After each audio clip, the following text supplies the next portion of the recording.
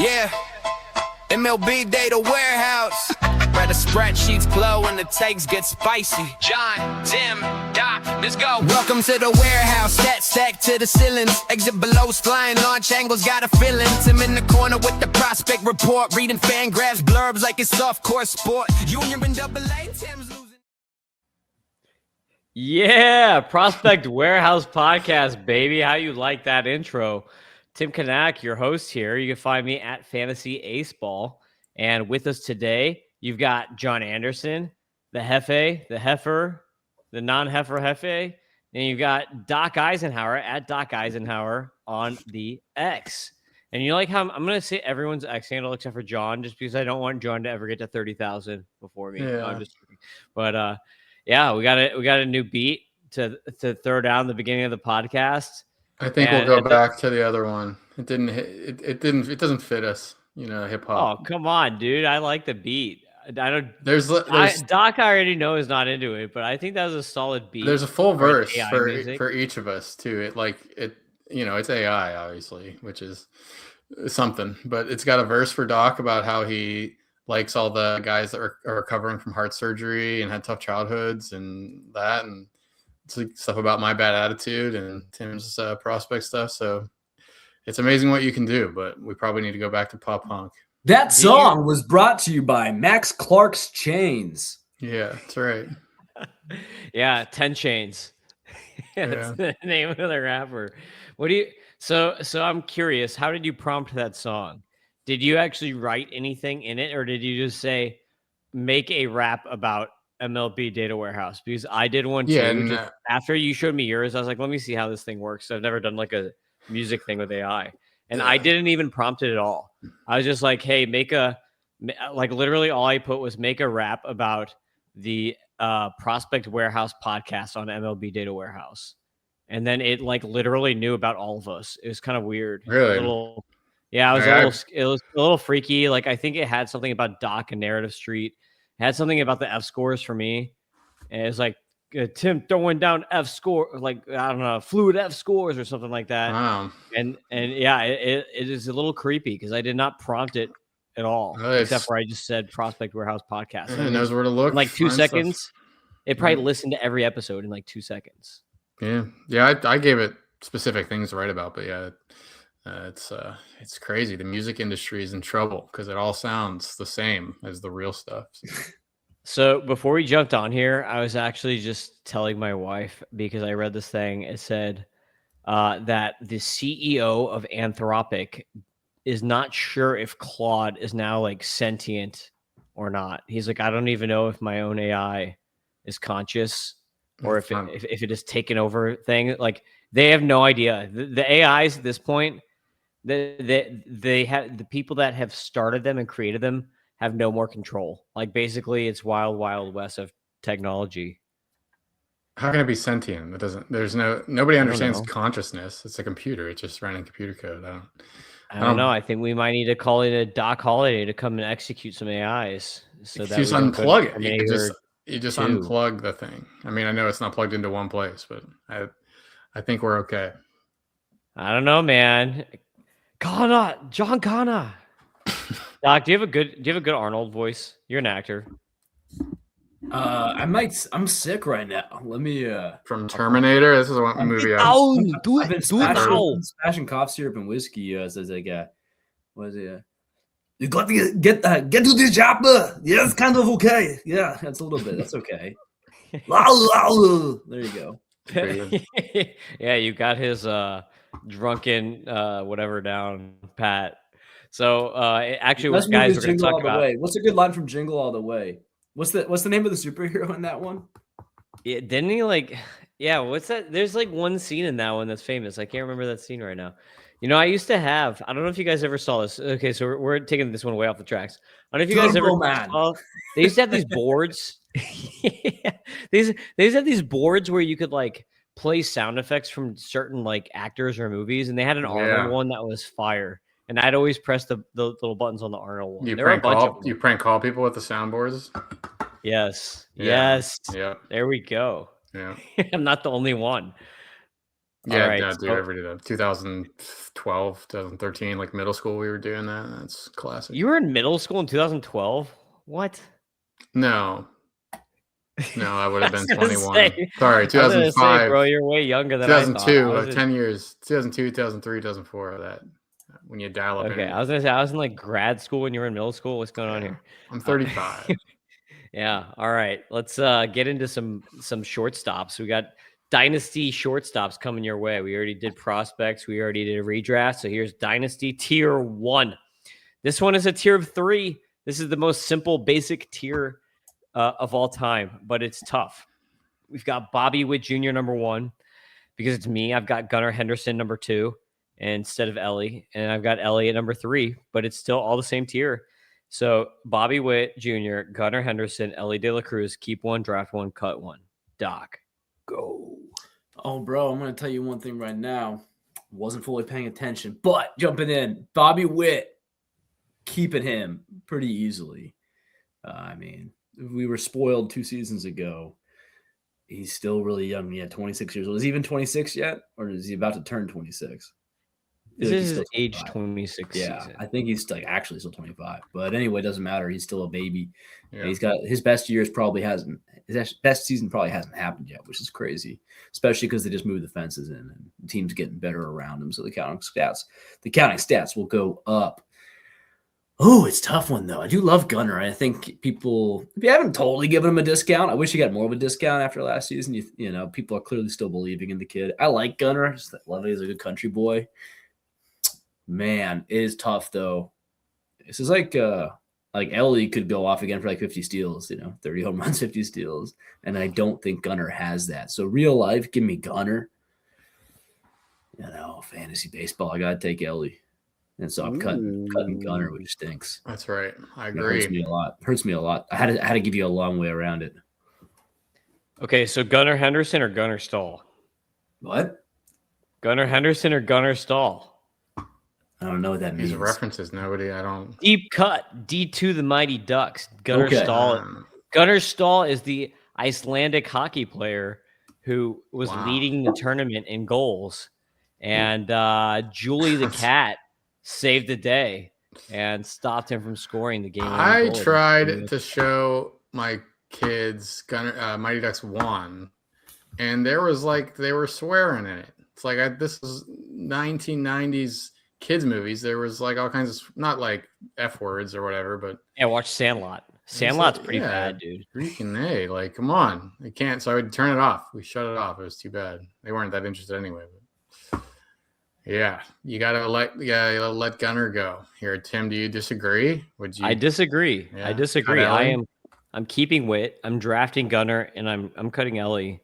I think Gunnar's going to bounce back to 2024. I think we're going to get 35 bombs from him, 20 steals, and you got Pete there now. He's going to be 100 runs, 100 RBI, better lineup, worse stadium, but I trust Gunnar. I just think he's a natural, a better hitter naturally than Ellie. And it's Ellie, I think is going to be 2040 or 2050. But honestly, we've talked about it, guys. I think that we are reversing trends here where steals might be easier to get than power at this point in time. So I'm going Gunnar. There's 50 steals with Ellie sometimes. That's hard. That's what I said, 2050. I'll take 35-20 over 20 with a better batting average over 2050. Well, let's get Kyle Stowers way later. Who's going to jack 40 out. It's Stowers. Every answer is Stowers. Just give it Stowers. Yeah, you just get Chandler Simpson later. Trade them all for Kyle Stowers. You just get Chandler Simpson and then not worry about steals for the whole rest of your team. You're taking so you're taking Gunnar and Chandler, and I'm taking Ellie and Stowers. Give me that combo. No. Yeah, Chandler you have to live with it. Yeah. Stowers is like a 10th round pick, and Chandler Simpson's like a 16th round pick. So a big difference in value. All right, John, tier 2. What are you doing? Yeah, I don't know. Make another rap song right now. I was DJ John. Here it is. All right, tier 2. 5, and here he goes. Connor Griffin, number 5, and your shortstop redraft rankings. That's the purpose of this thing is to give Tim's Dynasty. Dynasty. Sorry, I know I misspoke. It's Dynasty rankings. So we kind of get hung up on the game, but this is Tim saying that Connor Griffin's already his number 4 shortstop. Doc's the biggest Connor Griffin fan, and even I've heard of. So I guess you don't disagree with that, but yeah, there's a lot of good shortstops. Ross said that Doc would not trade Connor Griffin for Paul Skeens or something like that. When Ross was where did you on. see this? So Ross was on the podcast. You obviously didn't listen yet. He was Dude, on I don't the listen to podcast any this podcasts. Okay, so yeah, your other boss, dueling heifers, John versus Ross. We have number 4. Wait, hold on. We got to pause now. So what exactly did he say? So he said that I would. What do you? I want you to quote. If you had the number 1 pick, Ross was saying that you would not trade Connor Griffin for Paul. That you want Paul Skeens in a league that you guys are in together. And that you would not trade Connor Griffin for Paul Skeens is what he was saying. No, of course not. Especially in the deep league. All right. So that's what he said. So number 4. I guess, but real quick, would you trade Connor Griffin for Skeens? No, because you know a pitcher is going to blow their arm out at some point. And you're going to lose a season. You don't have Connor. Nobody knows that Connor Griffin can play in the major leagues. I'm sorry. I know. You don't know. You are just. You say know. What's the? I sit there in those on those kitchen tables with you, and you're telling the parents that when I know, and you don't. The Moneyball quote, right? You sir, are just scared as a Pirates fan that Connor Griffin is going to basically be Jason Dominguez instead of being Connor Griffin. The craziest thing was Ross was like, I was doing like Jordan and a couple like high level prospects. Someone else, Duno and Emmanuel Rodriguez. Like it was an okay offer for Skeens, pretty good offer. And he's like, throw in KG and we'll talk. I'm like, what do you mean throw in KG? That's what I said. I'm like, I'm not doing KG for Paul straight up. Anyway, you can go all night. All right. So Connor Griffin is number 4 here. Zach Neto, number 5. Geraldo Perdomo, number 6. Francisco Lindor, number 7. CJ Abrams, number 8. I think it's pretty freaking clear that you're both going to keep Connor Griffin.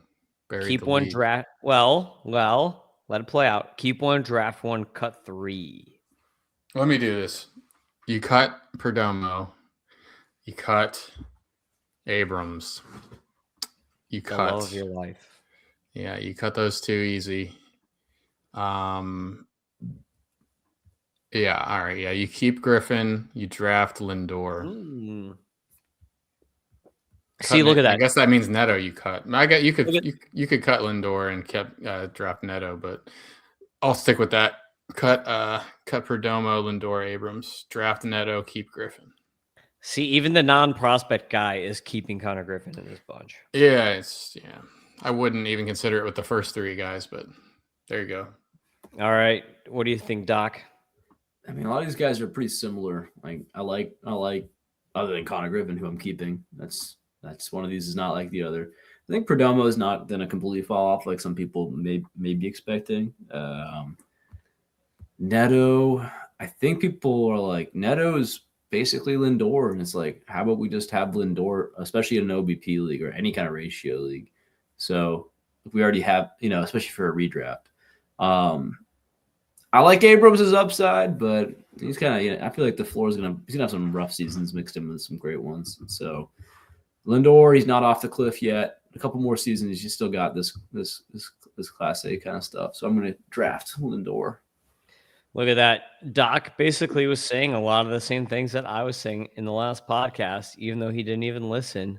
Admittedly, that's how wired in we are. Yeah, but I'm going to draft. Okay. I was going to ask, would you rather for this year? Would you rather have Griffin than Abrams? Just for this year, no, because it's just too risky that he's not going to break camp. Yeah. If Pittsburgh, if he gets a contract, then yes. So if Pittsburgh extends him, then yes. So if tomorrow it comes out, Connor Griffin, 8 years, $128 million or whatever, signs with Pittsburgh, then yes. Then you draft Connor Griffin ahead of CJ Abrams in a redraft league. Okay. I think so. Don't call me crazy. But I'm drafting Neto ahead of Lindor.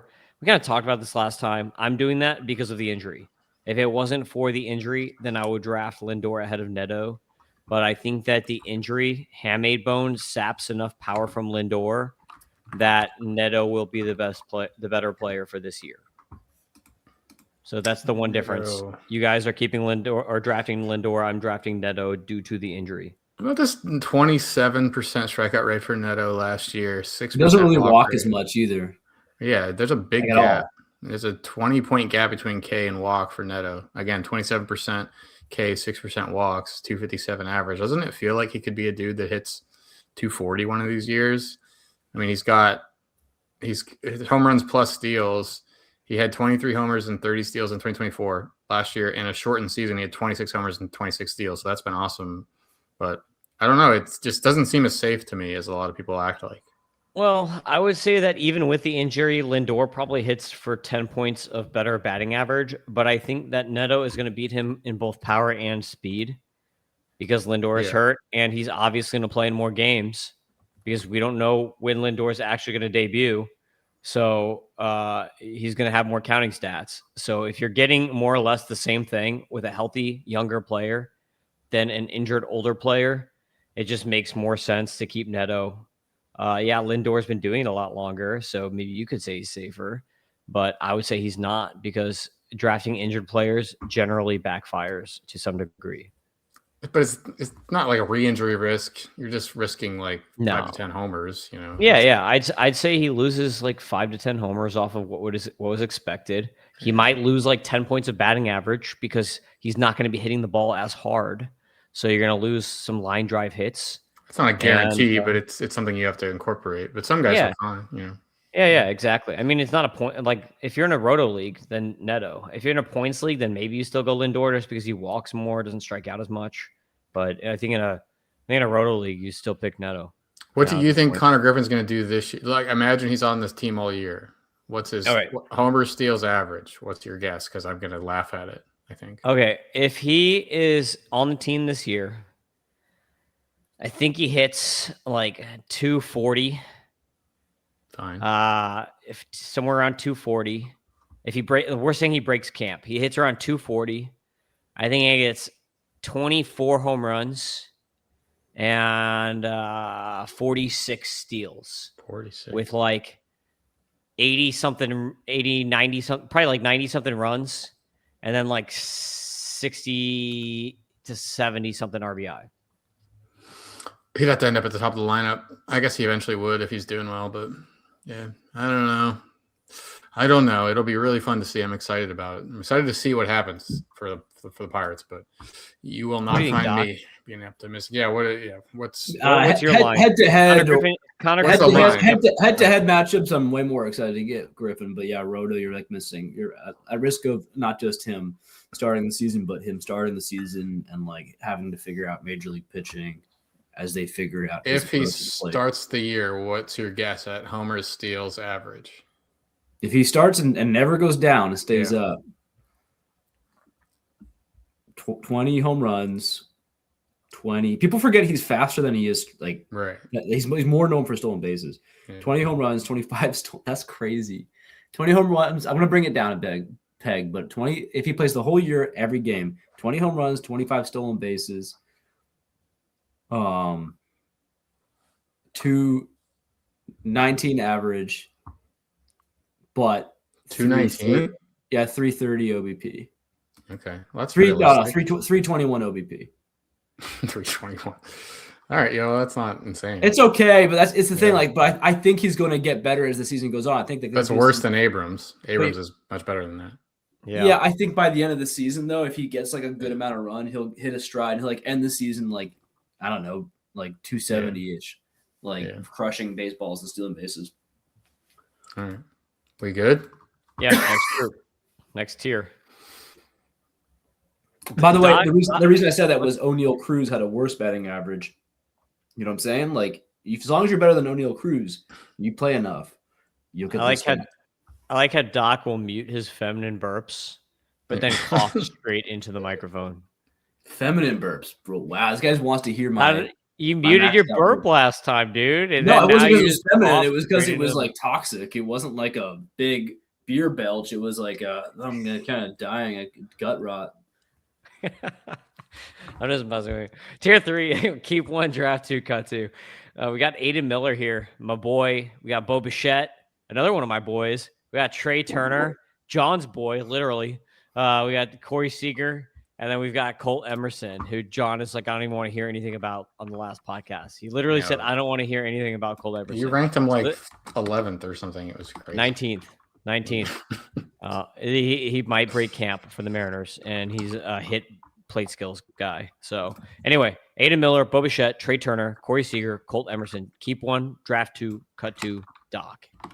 I'm gonna keep Colt Emerson. This is just in honor of John. But actually, I'm working on my ranks. I haven't done ranks in over a year, but they're almost done. And I have Colt Emerson at number 6 right now, over non-debuted prospects. So we got to put those up on the. Can you finish those and send them to me, and we can put them up on the consensus rankings? Yeah. Aiden Miller I have at 9th, so they're not too far apart. But I guess just I'm not going to keep the other one, so I'll keep Colt. Draft Trey Turner, draft Corey Seager. Well, it depends if it's a matchup league or a roto league. I'm way happy to draft Seager in a roto league because if he's out for the season all of a sudden, like after giving me 25 home runs in half a season, it's like I can make something up. But if I'm not gonna, if I know there's a good chance he won't be there for my championship, for my playoff matchups, then I don't draft these injury prone guys. I'm way more hesitant. But yeah, I'll keep it as if it's a roto, I guess. Otherwise, I'd be drafting Bo in matchups. No, I don't know. I feel like everyone's really willing to forget that Bo fell off the face of the earth, and like they're acting like he's totally safe. I'm like, dude, that was scary. People were wondering if his career was like in jeopardy, basically. We looked at just yesterday Bichette in the redraft, and it looks pretty good. I think we're all kind of believers, but he's definitely been a guy to let you down. I mean, he was a first-round pick in 2022. Yeah, he's only had one bad year. I mean, like, I think that if you think Bo Bichette has speed, he doesn't. The year that he had 25 steals was an aberration. It's never going to happen again. Out of this group, I'm keeping Aiden Miller. Obviously, I've got him ranked first here. I love Aiden Miller. I think he's going to be a stud. I think he's very underrated. And for like roto leagues, he's going to be better than Colt Emerson. While Colt Emerson is going to be up sooner. Aiden Miller could be like 25 guy in the majors. So you got to love that. And he might even be a third baseman. So he might be like the David Wright of the Phillies. Very possible. So Aiden Miller. He could be terrible. He could just flame out and not do anything ever. Yeah, it could happen, but I like him a lot. I think he's pretty solid. I think he's been made a lot of strides over the last couple of years that show us that. So Aiden Miller is, and if you want to hear more about his underlying numbers, you can listen to the prospect episode with Ross where we go more into it. But Aiden Miller is going to be my keep here. The 2 guys I'm going to draft, it's going to be Trey Turner, number 1, pretty obviously, right? And so I'm looking between Bo Bichette and Corey Seager for my last draft. And I'm going to be drafting Bo Bichette because, number 1, he stays healthy. He's only had one like bad injury in his whole career. That's 2024 in his bad year. So he was hurt that year that he was bad too. And last year he rebounded pretty nicely. Amazing 124 F score on the hit tool is like the best in baseball. And that's just a mix of his contact rates, his batted ball angles, and his aggressiveness in zone. So those are the things that make him such a good hitter. And he's going to get a ton of hits. So if you're in a points league, that's also awesome because he's going to get a ton of hits. But an underrated aspect here of the Bo Bichette value is that he also is going to get third base eligibility. And third base is complete poo-poo. So if you use that to your advantage, like I will take – like Bo Bichette is like, I think my number 3 third baseman or something like that in redraft. That's how bad a third base is. Let me see. Yeah, I've got Jose Ramirez, Jr., Caminero, Bo Bichette for third base. So he's like right there with like Machado for me for third base. That's like an awesome angle to take. Yeah, because Bichette gets pushed down because he's a shortstop right now, but you'll get third early. So that's a really good strategy just to go in, pull the Doc said he's drafted 3 shortstops already in TGFBI. But you could do something like that and have it kind of look crazy, but then you'll know that you're sliding Bichette over to third. So that's a good point. Yeah, for sure. So that's why I would be drafting Bichette over Seager. Aiden Miller does look extremely good on the F scores, man. Doing everything right. Should probably not the greatest for this year because has no chance unless Bohm gets hurt or something. But I don't know, man. He made it to AAA last year, and the Phillies have been trying to trade Bohm for like 2 years now unsuccessfully. And if Bohm comes up and is doing nothing and it's kind of just blah, then Bryce Harper might just go in there and be like, promote Aiden Miller, we gotta win. Like, I'm getting old. Like, yeah, I don't know. yeah, I don't know. But no man. chance of like April. We're talking a lot about these prospects as like potential April guys, and that doesn't. Like, no, not an April guy. Yeah, I'd say like mid-season call up is kind of realistic. Actually, like last year, he made it to AAA as a 21-year-old, 82.5% contact rate at AAA, by the way, and more walks than Ks. It was a small sample size. But on the season, he had a 77% contact rate, 88% zone, almost a 16% walk rate with only 23% K rate, 14 bombs, and 58 steals. So this guy is kind of a stud. 106.3 90th EV too. So like this dude hits the ball hard. He runs fast. He makes contact and he takes walks. He really does everything that you want. I still think I would. Oh, keep, I guess. I guess I would be with you. I guess I'd keep Miller, draft Turner and Bichette, and we'd have to let Surgery Seager go. And the Colt Emerson guy, I don't even know anything about him, but I don't like him. It's like this mix of the Colt Keith and Emerson Hancock, two like top prospects that kind of disappointed me. So maybe that's the bias I have against them. Yeah, you're just following the there's a word for that, right? Where you just like associate words with each other over and over again. The name game. Remember that? Did you ever listen to Carabelle and Tristan Cockcroft back in the day? Fantasy Focus. Yeah, that podcast was great. That was like the best one back in the day. I'd listen to it on the way to high school. I remember. Like, I'd have to download it. I'd have to log on to my 40 or my 52K or whatever that internet connection was. I don't even remember. I'd have to log on to that horrible sound, right? I'd have to get there. I'd have to go to iTunes, download. I had to get up early to do all this. To let the episode download, and then I had to transfer to my iPod before I could get on the bus and listen to it on the way to school. So that's just like such a good memory for me. But they played the name game a lot with stuff like that. So shout out to those guys. Have you showed your kid a DVD or a CD yet? But we played Nintendo Wii. We just got Mario Kart. So yeah, they're like throwing it around, and as if you can just like, I'm like, no, you can't touch it. Like you scratch it and it won't work. We won't be able to play. So yeah.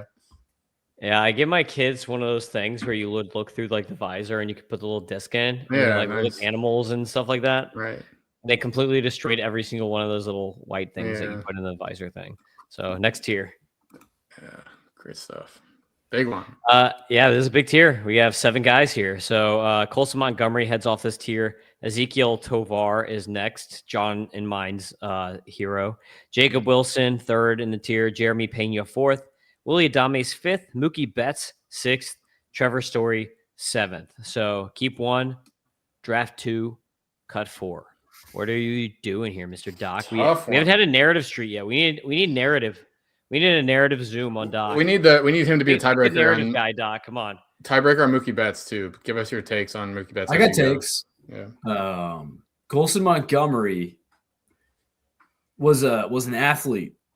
Multi-sport athlete, and he played basketball all the way up through high school, and so that just was a lot of time that he wasn't spending on baseball. And while he was struggling in the minors, I said, we don't want to necessarily say he's Gunnar Henderson light, but maybe he's Gunnar Henderson light without the speed. So because Gunnar had the same issue where he popped out of nowhere, quote unquote, but there's just this athleticism that hadn't been polished up due to him playing all these other sports, right? Not using his time to focus specifically on baseball. Looks like that might have been what happened last year with Colson Montgomery. He really broke out in a big way when he hit 31 home runs or something, like insane.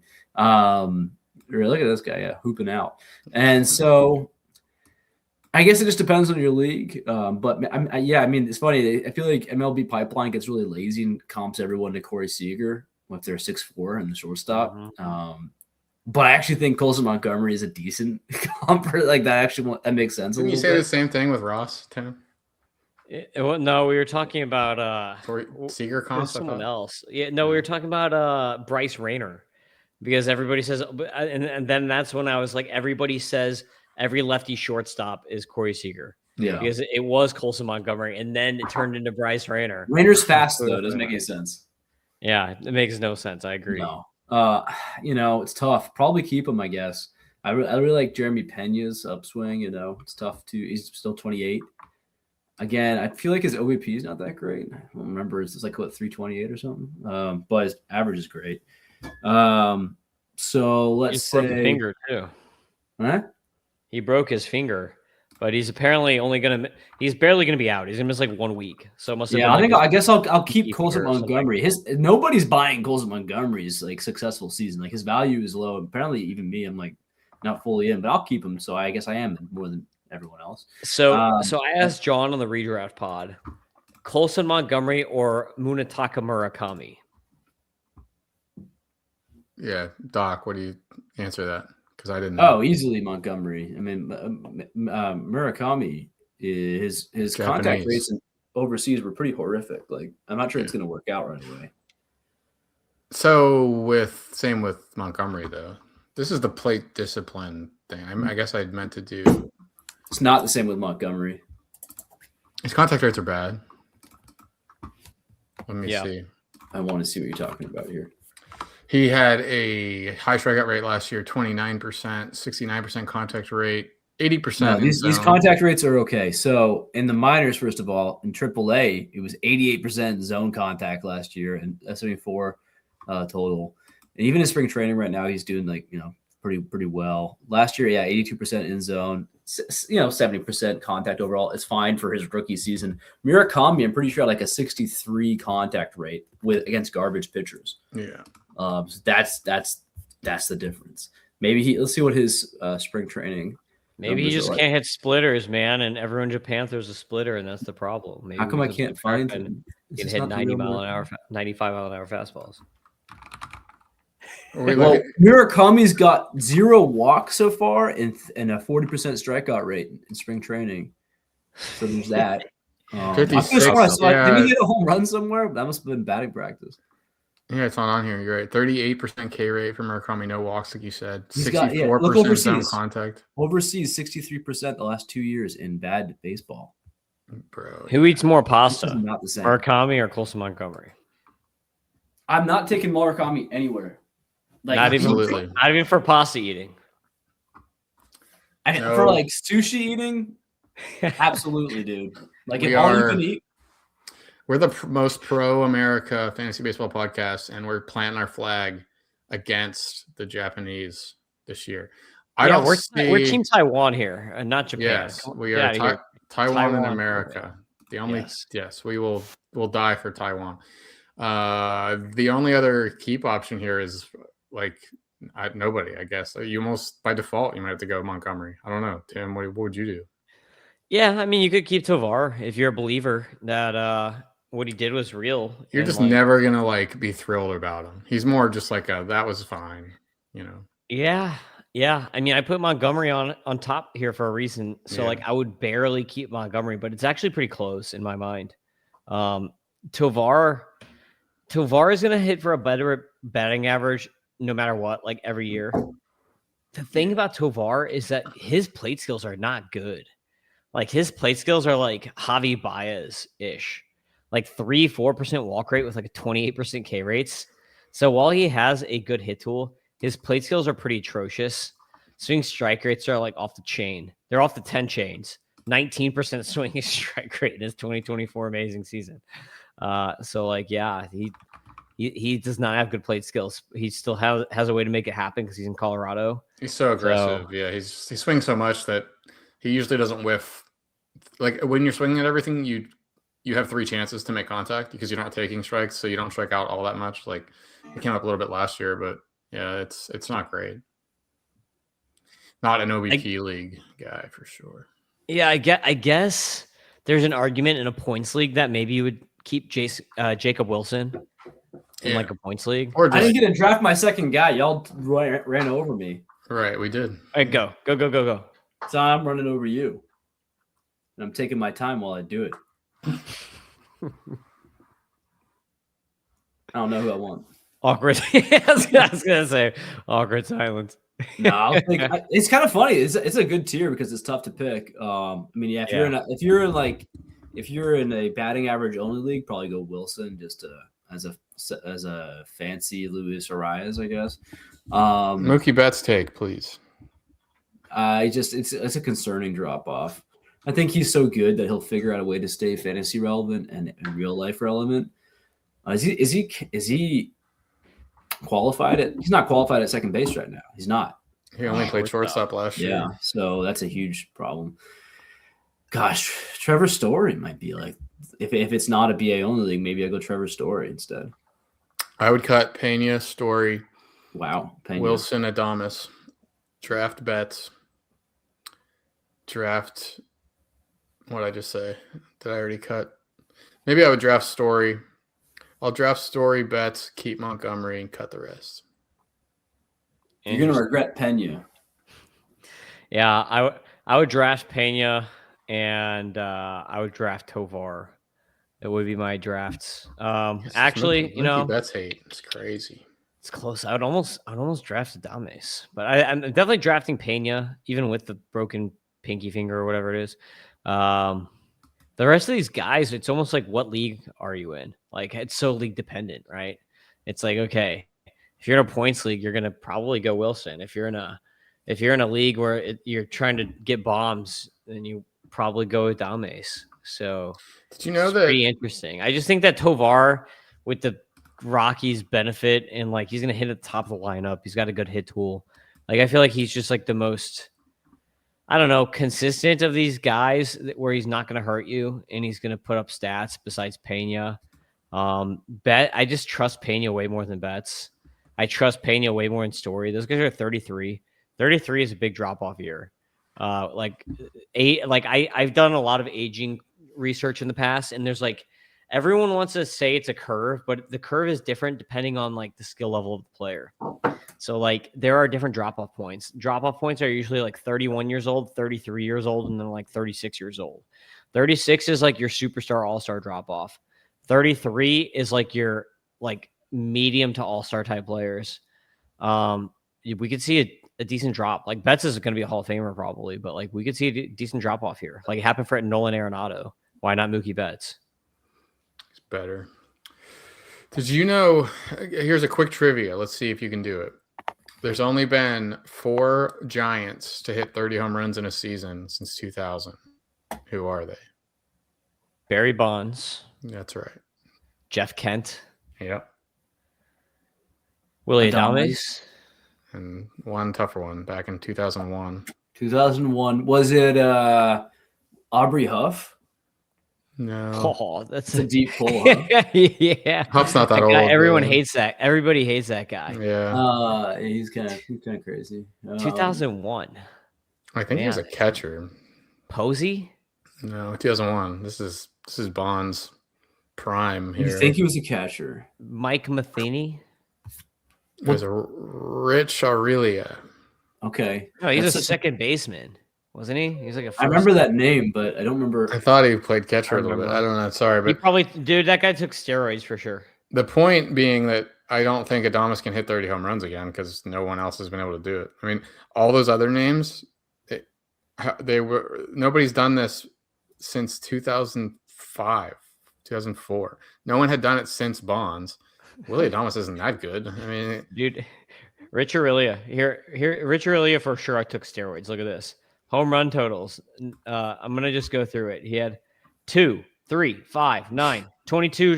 Then all of a sudden in 1999 with the Giants when he started hanging out with Barry Bonds, 22, 20, 37, then 15, 13, 6, 14. Like out of nowhere, he just hits 37 jacks. That's like Brady Anderson almost. Not to the same extent as Brady Anderson, but it's pretty close. Baseball's the greatest. Roids. Yeah, so Adames is a total bust. He's gonna hit 24 homers and hit 230 and steal 6 bases. It's gonna be so bad. I hate that guy. Yeah, he's fine. He's solid. He's not at all. Do we cover all that? Next year. Yeah, we're good. Next year. Tier 5. We got a big tier again, 9 guys. Jordan Lawler, Sebastian Walcott, Mason Wynn, Dansby Swanson, Xavier Edwards, Kalen Culpepper, Anthony Volpe, Carson Williams, Leo DeVries. Keep 2, Doc. Draft 2, cut 5. Yeah. Let's clarify something. If you cut the guy, can you never get him back? Yeah, if you cut him, he gone. If someone else is going to get him, then is what that means. If you draft him, you cannot get him. You cannot like re-sign him. You already know you're only getting him for 1 year. The next year, someone else is going to have him. Okay. So drafting is the easiest one because a lot of these guys aren't playing this year. So I'm actually going to go Xavier Edwards. He's hurt too, though. As a draft. What was that? Did you see that today, Tim? Xavier Edwards is hurt. What happened? Is he hurt?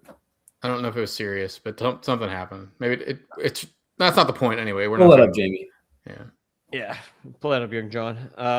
It just said he was removed for calf tightness. Okay, never mind. Sorry. Not ideal. Probably fine. Dehydrated. Sometimes those calf strains get weird, but it should be fine. I think I'll draft him. Draft him. And then I want to believe that Mason Wynn can steal bases, but he just hasn't done it. And the BA only, so this is where, again, BA versus OBP. BA league, I would go Wynn probably, actually. And then, but OBP, Swanson. Better overall profile, probably Swanson. So, yeah, let's just say Swanson and Edwards. I'm hoping Mason Wynn can break through. I don't know. He's got to prove it. And then in terms of keeping, that's where it gets more interesting. Got to go DeVries. Got to launch Carson Williams in outer space because he's not like these other guys.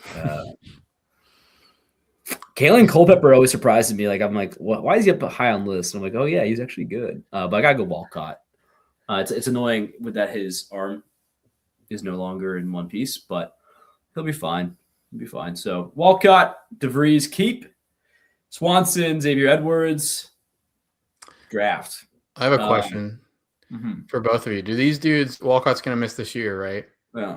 Yes. Did these dudes, after the injury, do they just go back to where they started, or do they get accelerated and they end up back? Here's the thing. Walcott's 19. They do a rehab stint. Yeah. But does it slow down does it delay their MLB arrival by a year, or does the team just speed it up when they get back? Yeah, it probably will because because he might have been tracked to be in the majors at the beginning of 2027, and that's not going to happen now. Well, but you want to acknowledge here, whenever you're looking at his stats, he's 19 still right now, and he was in Double-A last year. He's always younger than you think. I used to kind of rip on Walcott, why is everyone so into this guy? His stats are mid.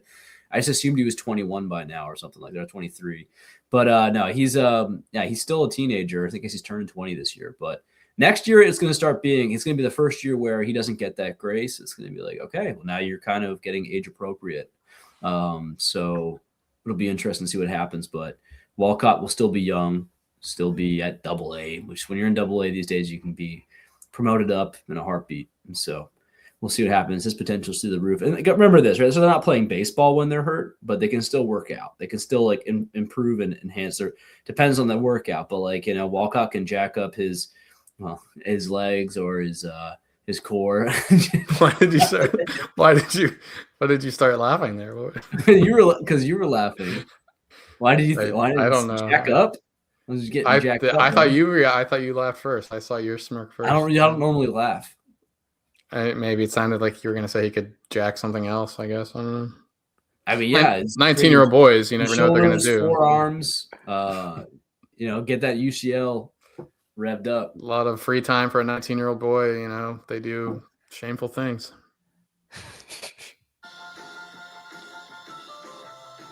Tell us more about Team Boys. Walcott. Walcott. Don't you know that you're insane? Vampire Weekend, baby. I'm not going to keep Walcott now because of the injury. So I made these rankings pre-injury. That's crazy that you won't do that. You're reacting too much. No, I'll tell you why. He likes Culpepper. You like Culpepper. I'm keeping Leo DeVries, who's moving ahead of Walcott now in my rankings. I had Walcott ahead, but Leo DeVries is going to bump. It's fair to do that, but yes. So I'm keeping Leo DeVries, and I'm crazy. I'm going to keep Jordan Lawler. I knew he was going to say, dang. I'm going to keep Jordan Lawler here. He's gonna play this year. He was amazing in the minors. Like he had fantastic stats last year in the minors. People are gonna look at his major league stats and be like, this guy sucks. He's quadruple A or whatever. It was a small sample size. He did not get regular run. Now he gets to play an easier position. They're gonna move him to the outfield. Hopefully, if he was smart, he spent the entire offseason training to hit breaking pitches. We went pretty in depth on his breaking pitches when Ross was on. I don't know if you want to pull that up, John. He was really, really good against fastballs, and even some breaking pitches he was okay against. There's like one he was really bad against changeups, and I think it was sweepers that killed him. But he could hit sliders and like curveballs, but he was just bad against sweepers for whatever reason. So if you want to see the magic of MLB Data Warehouse, check this out. If you're watching on YouTube or X, this is the kind of data you can get at MLB Data Warehouse. You can actually get how well minor league players hit against certain pitch types. So we're seeing right here, fastballs, 85.1% contact. That's not zone contact. That's regular contact. This guy crushes fastballs. Against sliders, 61.6% contact. Nice. That's actually better than Spencer Jones's contact against everything. So that's still not even actually that terrible. Sinkers, 87.1% contact. This is where it gets rocked. Changeups, 54.4%. Sweepers, 55%. So changeups and sweepers completely destroyed him. Maybe if he was smart, he trained all offseason on looking for and mashing changeups and sweepers. That's what I would have done if I were him. Let's see. We have a ridiculously small sample size on this same chart from the spring, but why not, right? Why not? Small sample springs, baby. Here it is. 33 four-seamers, 77% cut. Still a problem with the slider. Again, we're 19 pitches seen. Like this, we can't even do this. Oh, look at that, baby. 100% contact rate against changeups, 8 changeups. That might be one swing. Home run. It might be one swing. Yeah, no, 2 swings. See, 25% swing rate, 8 changeups. So 2 swings, 1 home run. Dinger. He's 2 for 2. Fixed. Baby. He's fixed. Yeah, and against sweepers, he's 1 for 1 with a home run. There we go. Changeups and sweepers. All right. Bombs away, baby. All aboard. Yeah, all aboard Lawler train. Okay, so those are the 2 keeps for me. I'm drafting Mason Wynn. I'm drafting Dansby Swanson. Dansby Swanson is basically like the most vanilla shortstop you can get. But guess what? He does the same thing every year. And sometimes that's okay. Like, dude, didn't he go 2020 last year? He was good. He literally the same thing. He went 24-20 last year with 84 runs and 77 RBI, 240 batting average. So the last 3 years, 244, 242, 244 batting average. Chris Davis with the K had like the same batting average every year. That's basically Dansby Swanson. He had in the year before 16 homers, 19 steals. So he's been like roughly, if you average those 2 seasons out, he's been 2020 with a 243 batting average over the last 2 years. And it's pretty close between both of them. So pretty solid player. Not great. Not going to win you your league. But the thing is, if you draft Dansby Swanson, if you missed the other shortstops, he's also not going to lose your league. Like he's going to do all right. So that's the good thing about Dansby Swanson. It's like that's like your floor shortstop. He's like the ultimate floor shortstop. Mason Wynn. I think we're going to get a bounce back from Mason Wynn. He struggled a bit offensively last year. He won a Gold Glove or whatever at shortstop. He was a baller defensively. But I still think that Mason Wynn has a 15-15 profile in there with like he a was playing hurt. Average. Yeah, he was playing hurt all year. Still had a 110 max EV. Still really good exit velocities, actually. 88 average EV. His problem has been barrels. He's not been able to barrel up the ball. Besides barrels, his EVs have been great. He's fast. He's super athletic. I think that he's a very solid player, and I think there's a good chance that like when we were building my like fictional Cardinals lineup, I had him hitting 3rd. Like I had if I was building this team, I would have I'd go like JJ Weatherholt, and then I would go Herrera 2nd, Mason Wynn 3rd, Burley 4. That's the way that I would build that lineup. Because there's no way in heckity heck that I'm putting Nolan Gorman as my cleanup hitter, but okay, so say it again. It was keep Lawler and DeVries and draft Swanson and Wynn. Yep, correct. Okay. Yeah, Williams, Volpe are super easy cuts. Yeah, super risky. The rest I don't really have. I don't have a take. Let's go to the massacre. The Massacre. Okay, got a lot of names here. Keep one, draft one, cut the rest. We got Josh Smith, Carlos Correa, Otto Lopez, JP Crawford. By the way, how does he get that name, Otto Lopez? Did we talk about that before? That guy is definitely like got he's got some explaining to do. Where did his grandparents come from? But anyway, JP Crawford, Xander Bogaerts. Is Otto like German? You mean? Yeah, Otto. It's Otto like Van. Well, it's like you know that Cubs pitcher Javier Assad. Yes. Like what a combo, right? It's like Mexico, We're Middle East. Adolfo Sanchez, but so yeah, Otto Lopez. Like I don't know what submarine his grandparents got off of, but you know. It might be interesting to look into that. Xander Bogaerts, Brooks Lee, Jesus, Franklin Arias, Bryce Matthews, Thomas Ajacci, home run for Team Italy. Yeah, baby. Maximo Acosta, Blaze Alexander, George Lombard Jr., Brian Rocchio, Ryan Ritter, Jose Caballero, Bryce Rayner, Arjun Namala, Ha-Seong Kim, Cooper Pratt, Ava Arquette, and Wihaiwa Aloy. Big tier. What are you doing here, Doc? I learned 3 things in school, and it was like that the mitochondria is the powerhouse of the cell, and that the Germans had these things called U-boats. And then I guess there was only 2. Those are like the 2 things you learn in school. So good call out on the German. You just watched Matthew McConaughey movies. I didn't do that. And then the Schoolhouse Rock and stuff. I know about the preamble to the Constitution for that. But go ahead, man. This is a freaking. Do you just keep Jesus Made? I don't know. Let's see what Doc says. That's what I'm doing. Yeah, it's too easy to keep Jesus Made here, who is where do I have him in my ranks? Your little sneak peek. Gotta be top 5, right? Top 10 for sure. I got him as my number. Actually, I have him number 10. Okay, a little bit harsher than most, but yeah, top 10 prospect, non-debuted. So yeah, hard to argue with that. I like Rayner, I like Lombard. Actually, I gotta probably bump him up there. He's surprisingly good.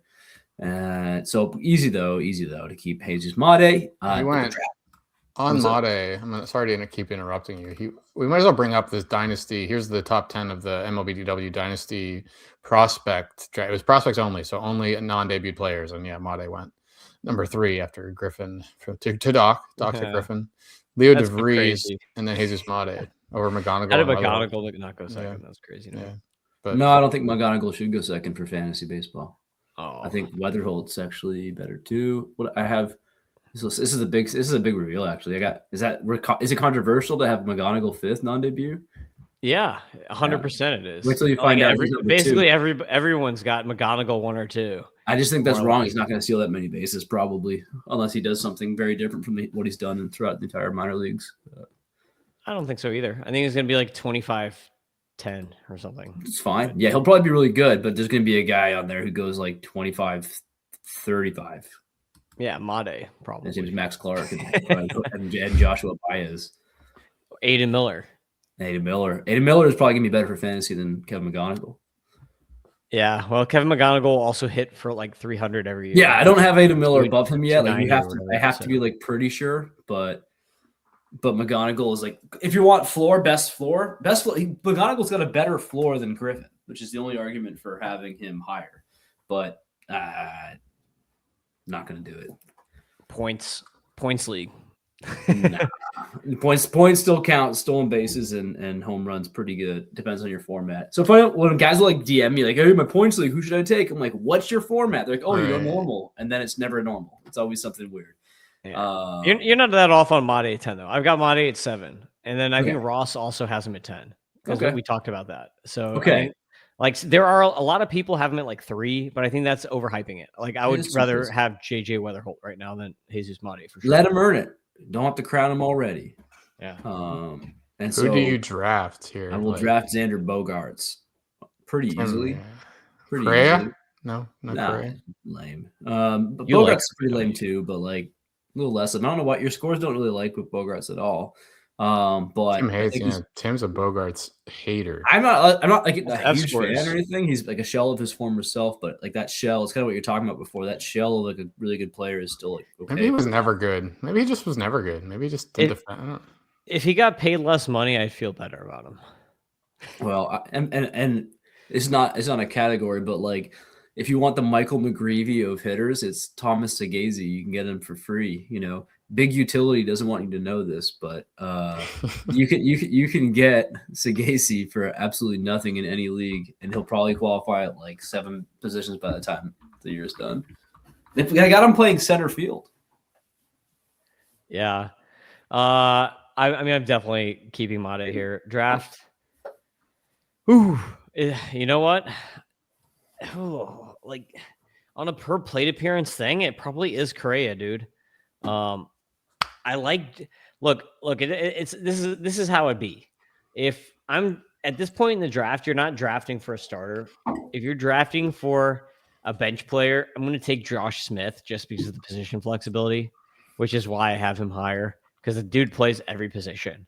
It's just nice to have that kind of position flexibility. He might not play at all.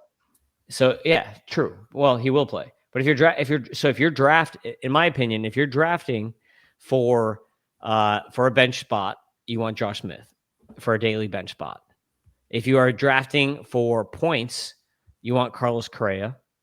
And then if you're drafting for Roto, you want Xander Bogaerts. I love Carlos Correa and Mookie Betts. I guess I'm stuck in 2018 or something. Carlos Correa had 27 home runs in the last 2 seasons. Yeah.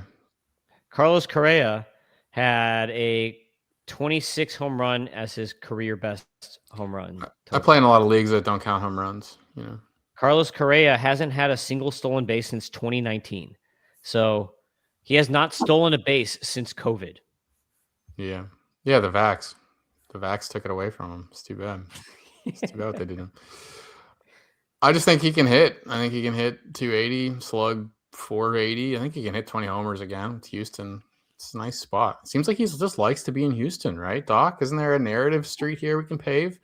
Sucked with the Twins. Now he's back where he's happy. I mean, he was awesome in the last 2 months. Is it too much? Am I reading too much into it? Yes. What's his best case? His best case scenario is like 24 homers.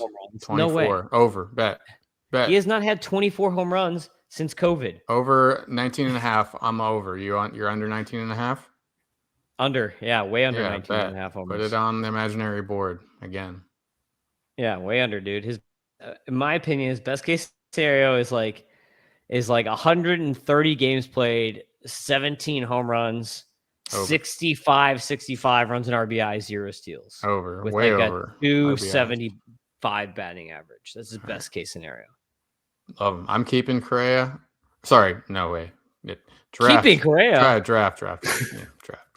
We draft Correa. Actually, I could make a case for Caballero as well. Might even in a steals league, you can make a case for Caballero just to draft, but then it's hard to not say Jesus Mate here. Or, no, that was he's here. Yeah, Jesus Mate. So that's it. Yeah. All right, that's the podcast. Hope everybody enjoyed. Make sure you subscribe to MLB Data Warehouse and make sure you buy the prospect package. Any sales this podcast, John? We've been lucky. The last couple there's been a sale every time. Oh, what a fail. Someone needs to buy it right now when you're listening. Go buy it right now so that I can go to another game and report some more. Because guess what? Every time that I go to a game so far, I had a JJ Weatherholt home run. Then I had a Connor Griffin home run. I'm Magic right now. I had a Yastinson Garcia home run. I had Kalen Moss, Doc's favorite player in the world. He Isn't had a ground. Why are you saying Kalen? Alan, I don't know, dude. I never talked to him before. Kalen Culpepper, Kalen Moss, right? Kalen. Spelled differently. Kalen Moss had. He's actually crushing it. He had it. Yeah, did you see the video that I added you on? He had a double on a ground ball. Dude, but he's overall like hitting like 800, like unironically, like something like 800 this spring training, and nobody cares. He's like 4% rostered in Fantrax. I'm like, this is. Dang, I'm gonna say it. This is racism against Appalachians because he came from the Appalachian League. He's not from Appalachia. Doc special. Yeah, I know. He's I don't know. I don't get it. Like he's a big, strong dude. He can he's starting to run more too. It's like I don't get it. It's very strange. But it was only in our league. The only time I've ever been sniped on him, not be able to float him down forever, was in DW, Prospect Warehouse startup. So it's you. I guess you got to come here, baby. You got to listen to this podcast and you get wise. You get woke on Kalen Moss. We'll see. Doc juice. Get the doc juice. All right. So make sure you subscribe to MLB Data Warehouse. John needs to go watch Top Chef or whatever. That's right. And Next level chef. Sorry. Next level chef. Yes. Cake. What's the cake one called? Is it Cake cake? one? Cake boss? Cake boss, or is it Cake B? I don't Should know. be. I'm not more of the Should be chefs. Cake B. More of the Gordon Ramsay fan. Oh, all right. Angry French people. Go angry French people. Big Data Warehouse. Yeah, we bring the spree. Prospects, DFS, betting strategy. John's grumpy, Tim scouting like a man possessed. Doc drafting comeback stories better than the rest. But the tools are elite and the content's free. And your fantasy trophy gonna look prestigious. ML.